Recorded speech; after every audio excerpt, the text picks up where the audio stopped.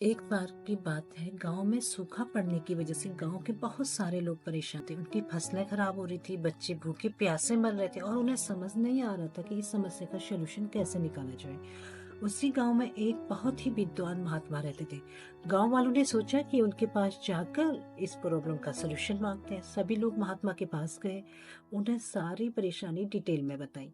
उनकी बात सुनकर महात्मा ने कहा, आप सभी मुझे एक हफ्ते का टाइम दीजिए, मैं आपको इस समस्या का सलूशन बताता हूँ।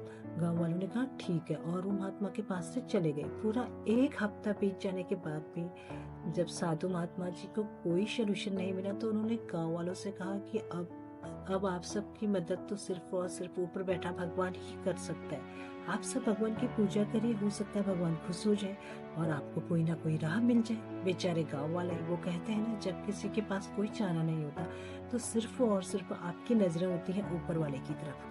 सबने दिल से प्रार्थना की, भगवान ने उनकी सुनी और उन्होंने गांव में अपना एक दूत भेजा। गांव में पहुंचकर उस दूत ने सभी गांव वालों से कहा कि आज रात को अगर तुम सब एक एक लोटा गांव के पास बने उस कुएं में बिना देखे डालोगे तो कल से तुम्हारे गांव में झमाझम बारिश होगी और तुम्हारी सारी समस्याएं दूर होगी। इतना कहकर वो दूत वहां से गायब हो गए।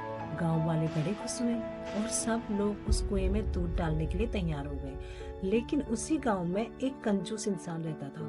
उसने सोचा, अब सब लोग दूध तो डालेंगे ही, अगर मैं दूध की जगह एक लोटा पानी ही डाल देता हूँ तो किसी को क्या पता लगने वाला है, बारिश तो अपने आप हो ही जाएगी। रात को कुएं में दूध डालने के बाद सारे गांव वाले सुबह उठकर बारिश होने का इंतजार करने लगे। लेकिन मौसम तो वैसा का वैसा दिख रहा था, बारिश के होने के थोड़े से भी चांस नहीं लग रहे। काफी देर बारिश का इंतजार करने के बाद सब लोग उस कुएं के पास गए और जब उस कुएं में झांक कर देखा और कुआं तो पानी से भरा हुआ था, दूध की तो एक भी बूंद नहीं थी। सब लोग एक दूसरे की तरफ देखने लगे और समझ गए कि बारिश अभी तक क्यों नहीं। वो इसलिए क्योंकि उस कंजूस इंसान की तरह सारे गांव वालों ने यही सोचा था कि सब लोग तो दूध डालेंगे ही, मेरा एक लोटा पानी डालने से क्या फर्क पड़ता है।